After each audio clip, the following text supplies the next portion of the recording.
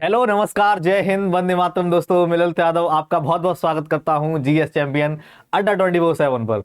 दोस्तों, हम इकोनॉमी पढ़ रहे थे जिसमें हमने 2 क्लास से अपनी कवर कर ली है, यानी हमारी जो प्लेलिस्ट है उसमें हमने अपनी 2 वीडियो ऐड कर ली है। अब हम तीसरी वीडियो अपनी पढ़ने वाले हैं, तीसरी क्लास लेने वाले हैं जिसमें हम इकोनॉमी के क्षेत्र के बारे में पढ़ रहे थे पिछली क्लास में। तो वो चीजें हम कवर करेंगे और आगे के जो टॉपिक है उनको भी उसमें हम देखने वाले हैं। तो चलो शुरू करते हैं बिना देरी के अपनी क्लास। हम कल पढ़ रहे थे, कहां पर थे हमने कल क्षेत्रकों के बारे में पढ़ा था। यानी कि कितने क्षेत्रक थे? 5 तरह के क्षेत्रक थे ना।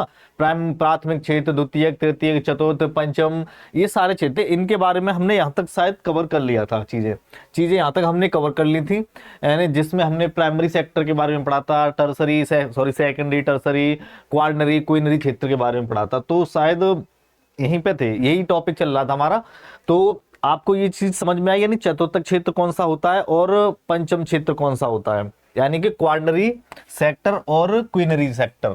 ठीक है, कौन सा सेक्टर? क्वीनरी सेक्टर और क्वार्टनरी सेक्टर क्या था? यानी कि चतुर्थक की हम बात करें तो जब बौद्धिक कार्य हो रहा हो, बौद्धिक कार्य कौन सा? एजुकेशन से रिलेटेड कोई काम हो रहा हो, पुस्तकों की कोई लाइब्रेरी है वो आपने खोल रखी है, वो उसके अंडर आती है। एआई से आप कोई काम कर रहे हैं, स्कूल जो टेक्नोलॉजी वाले स्कूल है वो इसके अंडर आते हैं। और डेटा विश्लेषक वगैरह की जो काम होते हैं, जो दिमाग से रिलेटेड काम होते हैं, वो जितनी भी चीजें होती हैं वो सब चतुर्थक क्षेत्र में आती है। ठीक है।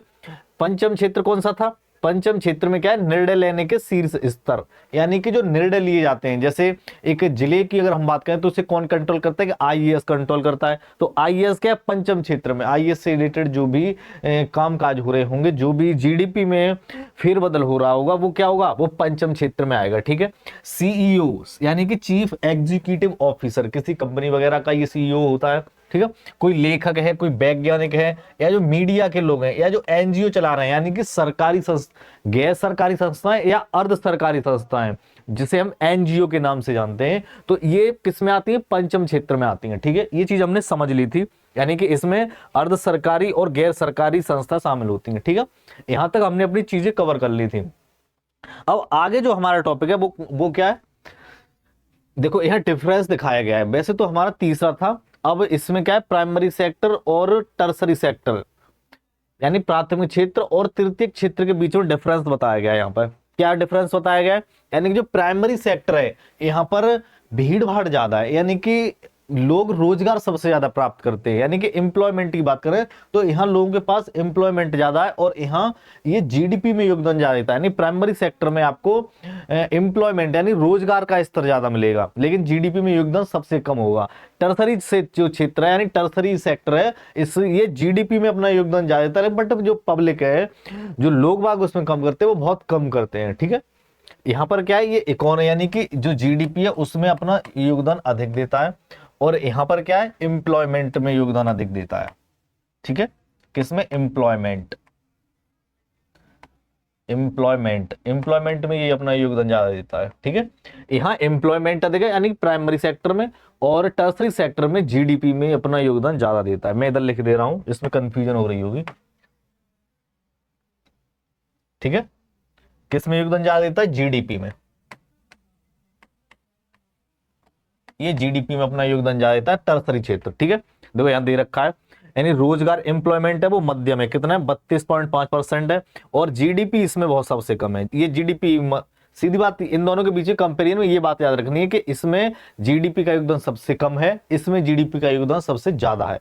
इसमें एम्प्लॉयमेंट है वो सबसे ज्यादा है, इसमें एम्प्लॉयमेंट सबसे कम है। ठीक है, देखो नीचे निष्कर्ष भी दे रखा है। क्या दे रखा है? प्राथमिक क्षेत्र में सबसे अधिक लोग कार्य करते हैं, लेकिन जीडीपी में योगदान सबसे कम है प्राइमरी सेक्टर में। ठीक है, अगर हम नेक्स्ट आगे बात करें, वो हमारा तीसरा कौन सा टाइप था? यानी कि स्वामित्व के आधार पर, ओनरशिप के आधार पर, on the basis of ownership. ठीक है, सार्वजनिक और निजी। इसमें पढ़ेंगे कि सार्वजनिक क्या होता है, यानी सार्वजनिक क्षेत्र कौन से होते हैं और निजी क्षेत्र कौन कौन से होते हैं। ठीक है, अगर मैं सार्वजनिक क्षेत्र की बात करूं तो इसे पब्लिक सेक्टर के नाम से जाना जाता है। इंग्लिश की अगर हम बात करें तो इसे पब्लिक सेक्टर के नाम से जानते हैं।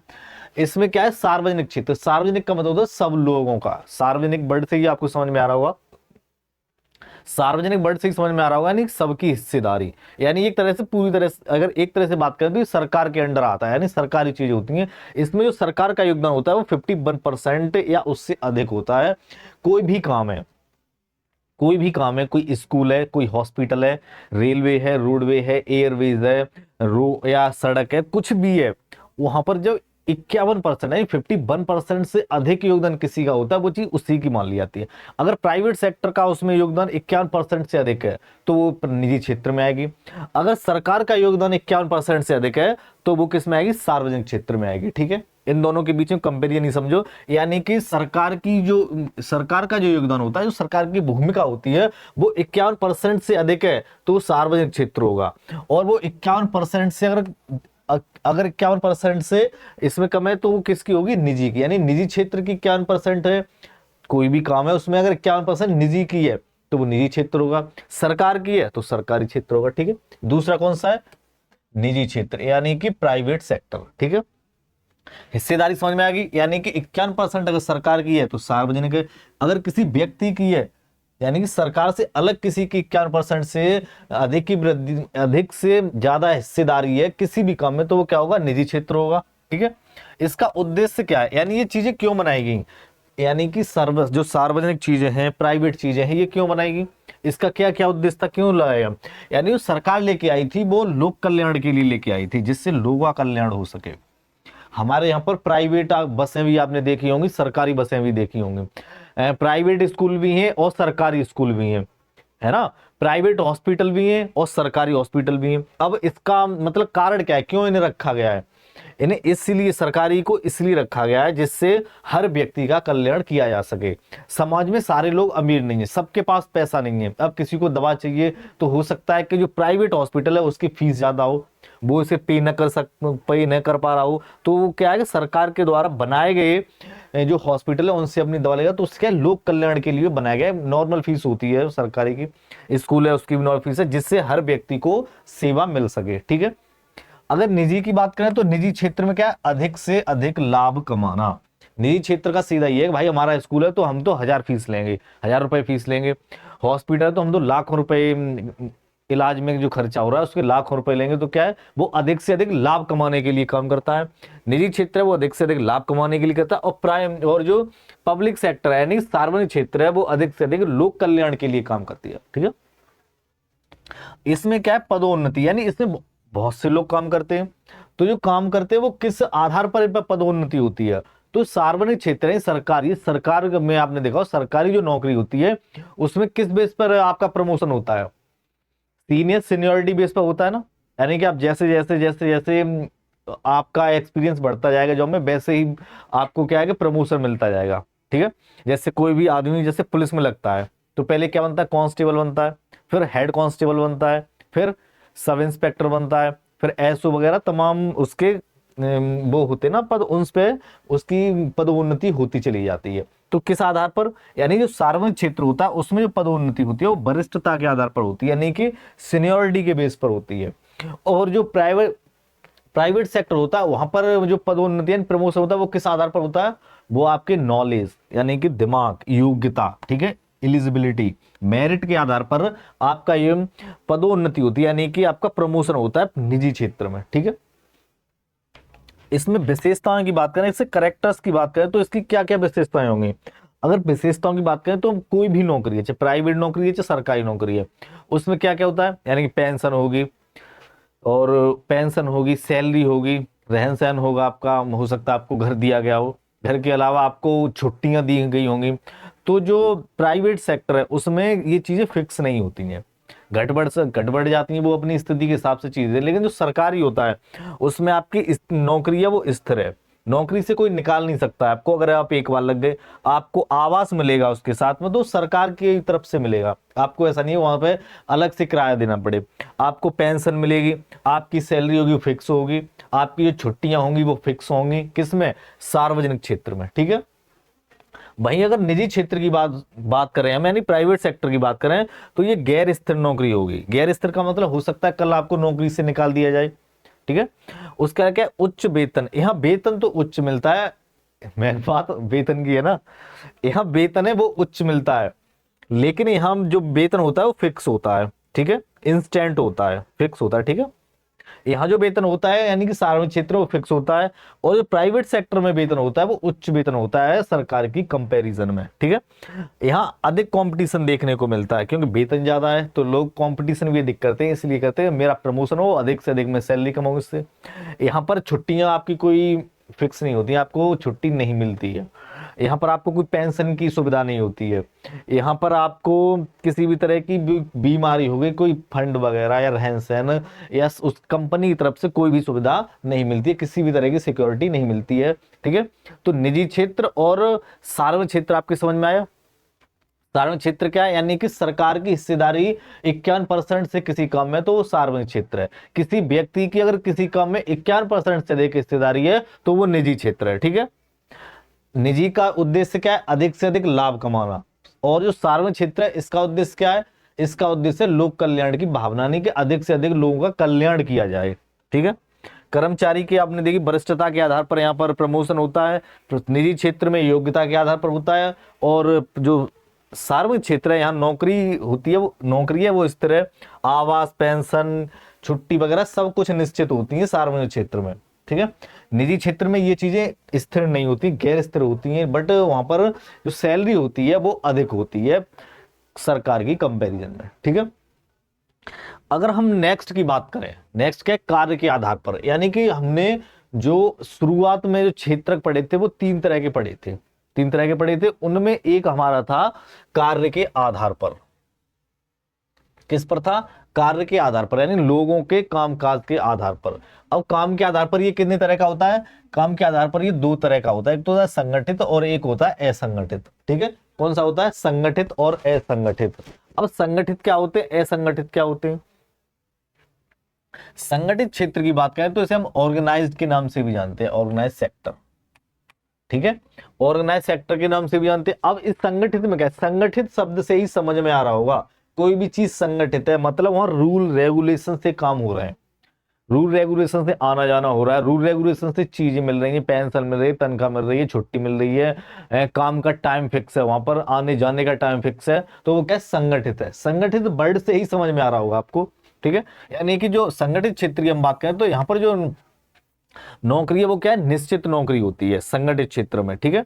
यहाँ जो वेतन होता है वो निश्चित होता है, फिक्स्ड होता है, छुट्टी आपकी है वो फिक्स्ड होती है। ऐसा नहीं है कि किसी महीने में आपको नौकरी मतलब आपने छुट्टी नहीं ली है तो अगले में आपकी ऐड हो जाए, या यानी फिक्स कर दी जाती है, इसमें ऊपर नीचे होती रहती हैं, लेकिन चीजों को फिक्स कर दिया जाता है कि आपकी जो छुट्टी है बोनस से साल भर में आप इतनी छुट्टी ले सकते हैं, आपका वेतन ये इतना फिक्स रहेगा, आपकी जो पेंशन है वो इतनी फिक्स रहेगी, आपकी जो सैलरी है वो इतनी फिक्स रहेगी, आपकी नौकरी फिक्स होगी कि आप 20 साल करेंगे या 30 साल, यानी कि डिपार्टमेंट के हिसाब से ये चीजें तय होती रहती हैं, किसमें, संगठित क्षेत्र में, ठीक है।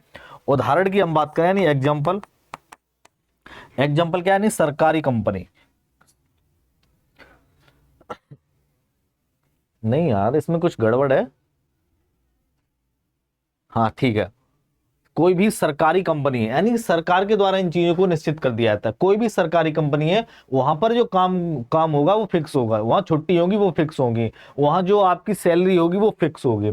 तो कहाँ होगी, यानी कि सरकारी नौकरी में आपको देखने को मिलती है, यानी कोई व्यक्ति सरकारी नौकरी करता है तो उसकी सैलरी फिक्स होगी, छुट्टी फिक्स होगी, तो किसमें होगा, सरकारी की कोई कंपनी है या सरकार ने किसी डिपार्टमेंट में जॉब दी है, चाहे आप रेलवे में दी है, बैंकिंग में दी है, पुलिस में दी है, या बैंकिंग, सेना वगैरह कहीं भी आपको नौकरी दी गई है तो वो किस में आती है, संगठित, यानी सरकार के द्वारा दी गई कोई भी जॉब, कोई भी काम दिया गया है, चाहे बैंकिंग का, रेलवे का, किसी का भी है, तो वो संगठित क्षेत्र के अंदर आता है, ठीक है। अब असंगठित क्षेत्र क्या होता है, असंगठित की बात करें तो इसे हम अनऑर्गेनाइज सेक्टर के नाम से भी जानते हैं। अनऑर्गेनाइज सेक्टर क्या होता है, अनऑर्गेनाइज में आपकी जो नौकरी होती है वो फिक्स नहीं होती है, हो सकता है 2 साल रहे उसके बाद निकाल दे, 2 महीने बाद निकाल दे, 2 दिन बाद निकाल दे, तो यहाँ कोई भी नौकरी निश्चित नहीं होती है। वेतन है वो भी निश्चित नहीं होता है, ये भी अनिश्चित होता है। आपका वेतन हो सकता है इस महीने 10,000 था, अगले महीने 30,000 हो जाए, अगले महीने 30,000 था, हो सकता है लौट के फिर 20,000 पे आ जाए। तो यहाँ पर जो सैलरी होती है वो फिक्स नहीं होती है। समय एवं छुट्टी, यहाँ छुट्टी भी अनिश्चित होती है, यानी कि आप जितनी छुट्टी लेंगे उतने आपके पैसे कटेंगे। यहाँ कोई भी कंपनी यानी कोई भी प्राइवेट सेक्टर जो असंगठित क्षेत्र में होता है वो किसी भी चीज को फिक्स नहीं करता है। तो इसके अंदर कौन कौन काम करते हैं, कौन कौन सी चीज आती है। अब जैसे प्राइवेट टीचर है, प्राइवेट टीचर किस में आएगा, असंगठित क्षेत्र में आएगा, असंगठित क्षेत्र में आएगा ना प्राइवेट जो टीचर है। कोई भी मान लो कृषि से रिलेटेड यानी खेती है, तो खेती किसका ऐसा है, यानी असंगठित क्षेत्र है। खेती का कोई टाइम तो है नहीं, कब काम करने जा रहे हैं कब काम नहीं करने जा रहे हैं, अपनी खेती है, कभी आ रहे हैं कभी जा रहे हैं, 2 घंटे की 4 घंटे की, या सो रहे हैं मस्त, कोई दिक्कत नहीं है। फैक्ट्री में कोई काम कर रहा है व्यक्ति, तो वो क्या है, दूसरे की फैक्ट्री, वो तो मजदूर है, तो भाई उसका काम क्या है, फिक्स नहीं होगा, हो सकता है उसे ओवर ड्यूटी करनी पड़े, या उसे डेली आना पड़ेगा तभी उसे सैलरी मिलेगी, एक भी दिन का गैप करेगा तो उसे निकाल दिया जाएगा, उसे सैलरी नहीं दी जाएगी। किसी भी व्यक्ति की दुकान है तो ये असंगठित क्षेत्र में आती है, इसमें निश्चित नहीं है काम, इसमें बहुत से काम अच्छे भी हैं, बहुत से काम खराब भी हैं, ये हर चीज हर जगह होती है। खेती है तो खेती अपनी है, तो ज्यादा आपको काम नहीं करना पड़ रहा है। अगर आप सरकारी नौकरी में, तो आपको जहां पर ड्यूटी दे दी आप वहीं रह सकते हैं ना, और खेती कर रहा है वो घर पे है, हो सकता है 2 घंटे कराया बस लेटा हुआ है। दुकान है, किसी व्यक्ति कोई दुकान चला रहा है, उसने मान लो 4 घंटे दुकान खोली, 10 बजे खोली और 7 बजे बंद कर दी, अपने घर पे मस्त रह रहा है। लेकिन जो सरकारी जॉब में है वो तो पूरे उसको घेरा हुआ है ना, ऐसा तो है नहीं उसे अपने पास में कहीं जॉब मिल जाए, कहीं दूरी मिलेगी तो घर तो आ नहीं सकता, तो ये अच्छा भी है दुकान वाला। मान लो कोई मजदूरी कर रहा है, तो मजदूरी कर रहा है तो वो किस में आएगा, असंगठित क्षेत्र में आएगा, ठीक है। यानी कि जहां पर काम आपका फिक्स हो, जहां पर आपकी सैलरी फिक्स हो, जहां टाइम फिक्स हो, जहां आपका पेंशन रहना कहना सिक्योरिटी सब कुछ फिक्स होती है, वो संगठित क्षेत्र में आती है, ठीक है। जैसे सरकारी कोई भी नौकरी हो गई, सरकार से रिलेटेड कोई भी चीज आती है, या कोई बड़ी लिमिटेड कंपनी है, वो आपके उससे आपका कॉन्ट्रैक्ट हुआ है, आप वहां पर पढ़ा रहे हैं, यानी कि आप कोई भी काम कर रहे हैं, तो आप कोई भी बड़ी कंपनी में काम कर रहे हैं, तो वो किस में आएगी, संगठित में आएगी, ठीक है। अगर असंगठित क्षेत्र की बात करें तो क्या है, कोई व्यक्ति मजदूरी कर रहा है, या कोई भी मान लो खुद का बिजनेस कर रहा है, कोई भी व्यक्ति खुद का बिजनेस कर रहा है वो असंगठित क्षेत्र में आएगा। कोई व्यक्ति खेती कर रहा है, या कोई प्राइवेट टीचर है, बहुत से प्राइवेट टीचर होते हैं ना स्कूलों में पढ़ाते हैं, तो क्या है कोई प्राइवेट टीचर है, या कहीं भी कोई काम कर रहा है, सरकार से अलग काम कर रहा है, तो असंगठित क्षेत्र में आए वो किस में आएगा, असंगठित क्षेत्र में आएगा, ठीक है, समझ में आई। अगर हम आगे बात करें तो आगे ये जो काम थे, इन कामों को कई भागों में डिवाइड किया गया है, उनके कलर्स के यानी कॉलर के कलर्स के आधार पर।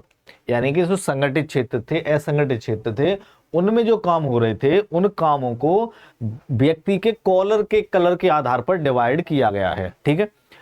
अब वो कौन कौन से होते हैं उनको देखते हैं हम। कॉलर जॉब्स, कॉलर जॉब्स की हम बात करें तो कॉलर जॉब्स हैं कई प्रकार के होते हैं, blue, red, green, yellow, pink, white, इस तरह के होते हैं, ठीक है। इनको काम के आधार पर डिवाइड किया गया है। अब वो कौन कौन से होते हैं, अगर इसकी डेफिनेशन की बात करें यानी परिभाषा की बात करें तो इसकी परिभाषा क्या होगी, डेफिनेशन क्या होगी, यानी शारीरिक श्रम और बौद्धिक श्रम, यानी कि शारीरिक श्रम है शरीर का जो काम दाम, और बुद्धि यानी कि माइंड से कोई व्यक्ति काम कर रहा है, यानी बौद्धिक श्रम के आधार पर नौकरियों के वर्गीकरण को कॉलर जॉब्स कहते हैं, ठीक है।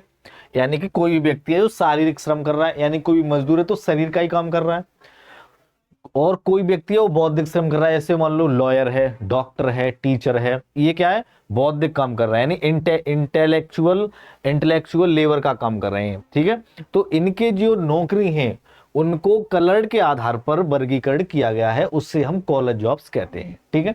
कॉलर जॉब्स की बात करें तो ये कई तरह की होती हैं, कौन कौन सी होती हैं, जैसे ब्लू होगी, रेड, इसके बाद पिंक, ग्रीन, व्हाइट, येलो, और ये कौन सी है, कोई कलर है समझ में नहीं आ रहा है, मतलब हम इन सब के बारे में पढ़ने वाले हैं। अगर मैं कॉलर जॉब्स के कलर्स के आधार पर बात करूं तो ये सबसे पहले हम पढ़ेंगे ब्लू कॉलर जॉब्स को। ब्लू कॉलर जॉब्स क्या होती है, यानी कि ब्लू कॉलर जॉब्स वो जॉब्स होती है जिसमें व्यक्ति शारीरिक श्रम ज्यादा करता है, किसी व्यक्ति पर शारीरिक श्रम यानी कि लेबर वर्क ज्यादा है, कोई व्यक्ति शारीरिक श्रम ज्यादा करता है तो उसे हम ब्लू कॉलर जॉब्स के अंडर रखते हैं और उसे ब्लू कॉलर जॉब्स कहते हैं, ठीक है। यानी कि वे नौकरियां जिनमें शारीरिक श्रम ज्यादा होता है, जैसे उदाहरण की हम बात करें तो जैसे खनन का काम हो गया, खनन यानी कि माइनिंग हो रही है जहां नीचे से कोयला निकाला जा रहा है ना, खनन का काम हो रहा है, या जो पत्थर तोड़ने का, पत्थर को लोड करने का, पत्थर की जो कटाई होती है उसको क्या बोलते हैं, खनन हो रहा है कहीं भी। उसके बाद भवन निर्माण हो रहा है, मकान बन रहे हैं, तब मजदूर काम करते हैं ना, तो क्या भवन निर्माण हो गया। कोई भी इलेक्ट्रीशियन है यानी कि इलेक्ट्रिसिटी को फिट वगैरह कर रहा है, या कोई भी प्लम्बर है, तो क्या ये जो प्लम्बर है या इलेक्ट्रीशियन है, कोई लेबर वाला है या खनन का काम कर रहा है, उसके अलावा कोई फैक्ट्री में काम कर रहा है, बोर या जो क्या है कि वो पैकेट यानी कि बोरियों को उठा उठा के डालते हैं, तो क्या शारीरिक श्रम कर रहे हैं, काम उनका क्या है बहुत ज्यादा, शरीर का काम बहुत ज्यादा है, तो उसे हम कौन सी जॉब में रखेंगे, ब्लू कॉलर जॉब्स में रखेंगे। ठीक है, ये हमारी क्या होगी पहली, यानी कि blue collar jobs. Collar job समझ में आ गई आपको। कॉलर जॉब्स की डेफिनेशन क्या थी, यानी कि शारीरिक श्रम और बौद्धिक श्रम के आधार पर उनके नौकरियों को डिवाइड किया गया, वर्गीकरण किया गया है, उसे हम कॉलर जॉब्स कहते हैं। सबसे पहले हमने पढ़ी blue collar jobs. Blue collar jobs क्या होती हैं, वे नौकरियां जिनमें शारीरिक श्रम ज्यादा होता है, जैसे इलेक्ट्रीशियन हो गया, खनन का काम करने वाले हो गए, भवन निर्माण का काम करने वाले हो गए, ये व्यक्ति ब्लू कॉलर जॉब्स के अंडर आते हैं। ठीक है, दूसरे की बात करें तो दूसरा कौन सा, white collar jobs. White collar jobs क्या होता है, व्हाइट कॉलर जॉब्स की बात करें तो कोई भी व्यक्ति कार्यालय आधारित पेशेवर है, यानी कि उसका ऑफिस है, वो अपने ऑफिस में बैठ के काम करता है, तो उसे हम व्हाइट कॉलर जॉब्स के नाम से जानते हैं। मान लो कोई डॉक्टर है, तो वो अपनी ऑफिस में बैठा है, यानी अपनी केबिन में बैठा है, वहां पर पेशेंट को देख रहा है, वो मजदूरी तो करने जा नहीं रहा, यानी कि कोई शारीरिक श्रम तो काम कर नहीं रहा है, वो इंटेलेक्चुअल माइंड यानी कि इंटेलेक्चुअल लेबर का काम कर रहा है, बौद्धिक श्रम कर रहा है ना। तो कोई भी डॉक्टर है या कोई भी बैंकिंग का व्यक्ति है जो बैठ के काम कर रहा है, कोई टीचर है या कोई प्रशासन का व्यक्ति है, तो ये क्या है, बौद्धिक कार्य हो रहा हो, यानी बौद्धिक कार्य कर रहे हैं, यानी अपने ऑफिस में बैठ करके काम कर रहे हैं, ड्रेस पहन के, यानी कि उनकी ड्रेस है, ड्रेस पहन के ऑफिस में काम कर रहे हैं, मस्त बैठे हुए, उसे हम व्हाइट कॉलर जॉब्स में रखते हैं। ठीक है, नेक्स्ट की हम बात करें तो नेक्स्ट क्या हमारा तीसरा है हमारा red collar jobs. Red collar jobs क्या होते हैं, रेड कॉलर से ही आपको समझ में आ रहा होगा, यानी खतरनाक, यानी कि सरकारी कर्मचारी एवं किसान और सार्वजनिक सेवा से जुड़े हुए लोगों को रेड कॉलर जॉब्स में रखा गया है, यानी कि जो किसान है उसे रेड कॉलर जॉब्स में रखा गया है। उसके अलावा जो प्रशासन का काम दे रहे हैं, यानी कि कर्मचारी हैं, जो सरकारी कर्मचारी हैं, यानी कि जो थर्ड या फोर्थ ग्रेड के कर्मचारी हैं, जिसे हम चपरासी बोलते हैं, डाकिया बोलते हैं, यानी कि जो एक ठीक ठाक लेवल का पेपर निकाल के जाते हैं, वो कार्यालय आधारित पेशेवर में आते हैं, व्हाइट कॉलर जॉब्स में आ जाते हैं। लेकिन जो ग्रुप डी में जा रहे हैं, ग्रुप ई में जा रहे हैं, ग्रुप सी में जा रहे हैं, तो ये क्या है, सरकारी कर्मचारी हैं। ठीक है, जैसे चपरासी वगैरह होते हैं, तो सरकारी जो कर्मचारी होते हैं, किसान हैं, या जो सार्वजनिक सेवा से जुड़े हुए लोग हैं, उसे हम रेड कॉलर जॉब्स में रखते हैं, उसे हम रेड कॉलर जॉब्स कहते हैं। ठीक है, ये बात आपको याद रखनी है। अगर हम चौथे की बात करें तो चौथा कौन सा हमारा, pink collar jobs. Pink collar jobs क्या होते हैं, पिंक कॉलर जॉब्स वे नौकरियां होती हैं जो कि महिलाओं की नौकरियां होती हैं, जिन्हें महिलाएं ज्यादातर ज्वाइन करती हैं, उसे हम पिंक कॉलर जॉब्स के नाम से जानते हैं। ठीक है, यानी वे नौकरियां जिनमें पारंपरिक रूप से महिलाओं के काम माने जाते हैं, या महिलाओं के काम माने जाने वाले कार्य शामिल होते हैं, यानी कि ऐसे काम जिनमें महिलाएं सबसे ज्यादा इन्वॉल्वमेंट होती हैं, उसे हम पिंक कॉलर जॉब्स के नाम से जानते हैं। जैसे मान लो नर्स है, तो नर्स लेडीज होती है, जेंट्स होता नहीं है, तो नर्स है, तो नर्स किस में आएगी, पिंक कॉलर जॉब्स में आएगी। जैसे कॉल सेंटर वाली हैं, कॉल करती हैं, रिचार्ज खत्म हो गया है, या आप बैच खरीद लिए, ये बैच आपको मिल रहा है, तो ये लड़कियां करती हैं, तो क्या है, कॉल सेंटर वाली हो गई। या आप कहीं रिसेप्शन पे गए होंगे, किसी भी ऑफिस में गए, किसी बड़े काम के लिए, मान लो आप स्कूल में गए या आप किसी होटल में गए, तो आपको रिसेप्शन पे लड़की मिलेगी बैठी हुई, लड़की मिलती है ना, तो वो रिसेप्शन का जो काम कर रही हैं लड़कियां ही करती हैं, लड़के तो आपको बहुत ही कम मिलेंगे। कोई भी मैनेजमेंट का काम है, या छोटे छोटे जो बच्चे हैं उनको क्या है, टीचर्स होती हैं तो मैडम ही पढ़ाती हैं। उसका सोशल वर्क हो गया, सोशल मीडिया से, यानी कि बहुत से काम है, यानी कि ऐसे काम जिसमें महिलाएं इन्वॉल्व होती हैं, महिलाओं के जो काम होते हैं उसे हम पिंक कॉलर जॉब्स कहते हैं। ठीक है, यानी कि बे नौकरियां जिनमें पारंपरिक रूप से महिलाओं के काम माने जाने वाले कार्यों को शामिल किया गया है, उसे हम पिंक कॉलर जॉब्स कहते हैं। जैसे सोशल वर्क का काम करती हैं, जैसे महिलाएं नर्सिंग का काम करती हैं, रिसेप्शन पर, कॉल सेंटर पर, ये सब यहाँ इस जगह महिलाएं आपको मिलेंगी। ठीक है, तो उसे हम पिंक कॉलर जॉब्स कहते हैं। नेक्स्ट की बात करें, नेक्स्ट आता है गोल्ड कॉलर जॉब्स। ठीक है, क्या आता है, गोल्ड कॉलर जॉब्स और ग्रीन कॉलर जॉब्स। गोल्ड की हम बात करें तो गोल्ड क्या होती है, गोल्ड होती है यानी कि जिनमें उच्च कौशल और उच्च मांग वाले कार्य शामिल हों, यानी कि उच्च का मतलब, अब डॉक्टर जो मैंने पढ़ा था, इंजी और उसके बारे में पढ़ा था, टीचर वगैरह के बारे में, तो वो छोटे बड़े हो सकते हैं। लेकिन जब उच्च स्तर की बात आएगी, एमबीबीएस डॉक्टर या स्पेशलिस्ट डॉक्टर की बात आएगी या स्पेशलिस्ट इंजीनियर की बात आएगी, तो वो गोल्ड कॉलर जॉब्स में आएंगे, यानी कि वेल क्वालिफाइड। आईआईटीएन हो गया, एमबीबीएस हो गए, आईएएस हो गए, आईपीएस हो गए, या किसी भी क्षेत्र के स्पेशलिस्ट हो गए, लॉयर हो गए, एडवोकेट हो गए, जज हो गए, तो ये किस में आते हैं? गोल्ड कॉलर जॉब्स में आते हैं। ठीक है, यानी कि गोल्ड कॉलर जॉब्स क्या होते हैं? गोल्ड कॉलर जॉब्स की हम बात करें तो गोल्ड कॉलर जॉब्स कौन से होते हैं? यानी कि जिनमें उच्च कौशल और उच्च मांग वाले कार्य शामिल होते हैं, उससे हम गोल्ड कॉलर जॉब्स के नाम से जानते हैं। यानी कि जैसे इंजीनियरिंग, डॉक्टर हो गया, या वित्तीय विश्लेषण यानी कि पैसे का कोई भी कामकाज करने वाला व्यक्ति हो गया, चार्टर अकाउंटेंट हो गया, यानी कि इसे हम सीए बोलते हैं। कोई भी आईआईटी या आईटी का कोई भी बंदा है तो उसे हम गोल्ड कॉलर जॉब्स में रखते हैं। ठीक है, उसे किस में रखेंगे? गोल्ड कॉलर जॉब्स में रखेंगे। गोल्ड कॉलर जॉब्स क्या होती है? यानी कि जिनमें उच्च कौशल और उच्च मांग वाले कार्य शामिल होते हैं, उसे हम गोल्ड कॉलर जॉब्स के नाम से जानते हैं। ठीक है, अगर हम 6 में की बात करें यानी green collar jobs. Green collar jobs क्या होती है? ग्रीन कॉलर जॉब्स तो आपको ग्रीन से ही समझ में आ रही होगी।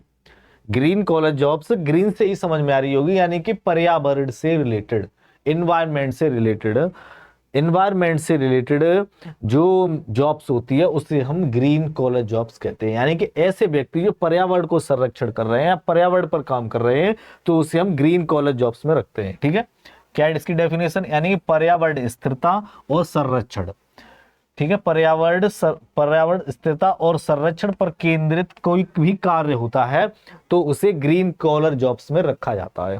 ठीक है, उदाहरण की हम बात करें तो पर्यावरण परामर्शदाता है, यानी कि ऐसे व्यक्ति जो पर्यावरण पर अपनी परामर्श देते हैं कि पेड़ लगाओ, पेड़ों को मत काटो, या उसके अलावा और भी जो पर्यावरण के लिए कदम उठाए जाते हैं उस पर अपनी राय देते हैं, तो उसे हम ग्रीन कॉलर जॉब्स में रखते हैं।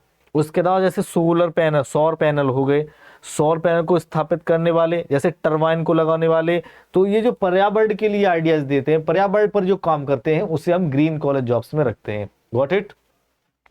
नेक्स्ट की बात किया है तो नेक्स्ट कौन सा है हमारा? Grey collar jobs. क्या है? Grey collar jobs. अब ग्रे कॉलर जॉब्स क्या होता है? ग्रे कॉलर जॉब्स की बात करें तो इसमें वे लोग शामिल होते हैं जो सेवानिवृत्ति के बाद भी काम करते हैं। यानी कि जो व्यक्ति रिटायर हो जाते हैं, रिटायर होने के बाद भी काम करते हैं, उन्हें हम ग्रे कॉलर जॉब्स में रखते हैं। किसमें? ग्रे कॉलर, यानी कि रिटायर होने के बाद भी काम करते हैं। जैसे फौजी हैं, बहुत से फौजी आपने देखे होंगे कि अपने रिटायर हुए, वहां से जॉब की, रिटायर हो गए, रिटायर होने के बाद में वो कहीं ना कहीं सिक्योरिटी का काम भी करते हुए आपको दिख जाएंगे, किसी भी होटल में या किसी भी बड़ी जगह जहां सिक्योरिटी लगती है, कहीं भी, एनीवे। तो वहां पर उसके बाद में क्या है, वो फिर से काम शुरू कर देते हैं, या सेकंड कोई नौकरी पकड़ ले, दूसरी कोई नौकरी पकड़ लेते हैं। ठीक है, जैसे डाकिया है, डाकिया बहुत से आपने देखा रिटायर होने के बाद भी काम करते हैं, तो संविदा पे लगा लिया जाता है या थोड़े बहुत पैसे देकर। या ऐसे रिटायर्ड जज है, अब कोई फैसला सुनाना है, कोई फैसला सुनाने के लिए हो सकता है जो जज है वहां पर, जो जो वहां पर जज की जो बेंच होती है उसमें कोई ऐसा है जो डिसीजन नहीं ले पा रहा है या उतना योग्य नहीं है, चीज समझ में नहीं आ रही है, तो जो रिटायर जज होते हैं उनको काम पर फिर से बुला लिया जाता है, उसी केस के लिए बुला लिया जाता है। ठीक है, उसके बाद क्या है? विश्लेषज्ञ डॉक्टर, यानी कि स्पेशलिस्ट डॉक्टर। अब कोई भी डॉक्टर है, मान लो सरकारी डॉक्टर है, प्राइवेट तो करते ही नहीं, चाहे 80 साल है, 40 साल की उम्र है, लेकिन कोई सरकारी डॉक्टर है, वो रिटायर हो गया है, लेकिन उसकी जरूरत पड़ रही है, उतना स्पेशलिस्ट कोई है नहीं है, चीजें उसे समझ में नहीं आ रही हैं, तो वो डॉक्टर को फिर से काम पे बुला लिया जाता है, यानी उससे हम विशेषज्ञ बोलते हैं। तो वो फिर से व्यक्ति काम करने लगे तो उसे हम ग्रे कॉलर जॉब्स में रखते हैं। ठीक है, कोई भी पुलिस का अधिकारी है तो उसे हम किस में रखेंगे? Grey collar jobs. यानी सीधी सी बात यह है कि रिटायर होने के बाद भी उस व्यक्ति को काम पे बुला लिया जाए या वो खुद से काम करने लगता है तो उसे हम ग्रे कॉलर जॉब्स में रखते हैं। ठीक है, समझ में आया ग्रे कॉलर जॉब्स क्या होता है? उसके बाद नेक्स्ट, ये कहां पहुंच गए, यानी कि ये हमारा टॉपिक यहां खत्म हो गया। जो पहला टॉपिक हमने पढ़ा था, जो हमारा पहला टॉपिक था, वो यहां खत्म हो गया है। अब हम नेक्स्ट चैप्टर पढ़ेंगे। ठीक है, यहां पर इसमें आपको कोई भी डाउट हो आप कमेंट कर सकते हैं, आपको वहां पर रिप्लाई दिया जाएगा, और हमारा चैप्टर यहीं खत्म होता है। अब हम कल नेक्स्ट चैप्टर शुरू करेंगे। Got it? तो हमारे साथ बने रहने के लिए धन्यवाद, थैंक यू।